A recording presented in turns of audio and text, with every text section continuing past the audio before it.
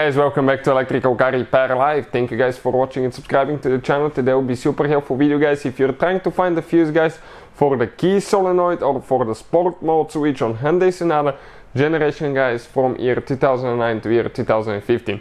Before we start, guys, let me tell you, if you need to buy any parts, tools, fuses, we'll share the link in the description of the video below where you can get all that for a really good price and quick shipping as well.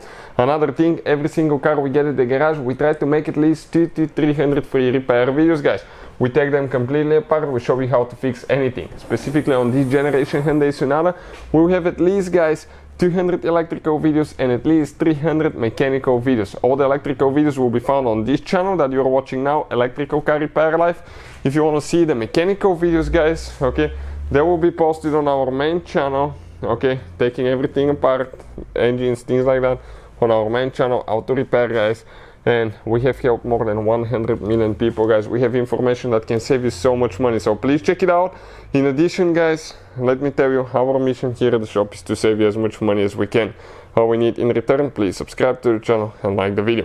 So if you need to find that fuse for the key solenoid or for the sport mode switch, what you need to do, you need to come to the fuse box under the hood. You have one tab here, one on this side, squish like that, pull straight up. Okay, this is as you can see on that Hyundai Sonata. So we go up like that, perfect. Now here, guys, you have a fuse puller that we need to get, okay, and we need to go actually inside the vehicle now. Okay, that will be the next step. Just go inside and we'll show you, okay, what we have specifically here. So next to the steering wheel, if you come down here, you have a fuse box that we need to go ahead and open, okay, just like that. We have two fuses that we need to check, so we need to identify those, find them, and then we can guys show you how to actually see if it's a good bad fuse or how to replace them. So with all that being said, okay, let's explain now, okay, what we have specifically here. Looking at it this way, guys, okay, we need to find the fuse that says first module 3, guys. So if you come on the second row, okay, second row from top to bottom, it will be the fourth fuse. 1, 2, 3, 4. That's 7.5 amp fuse, guys. Is one of the fuses that you need to check. Also, okay, this is fuse number, I think, 10. They call it fuse number 10. Now, the other fuse that you need to check, guys, actually it's called start 1, and you need to come all the way to this side on the very top right. Okay, this fuse right here.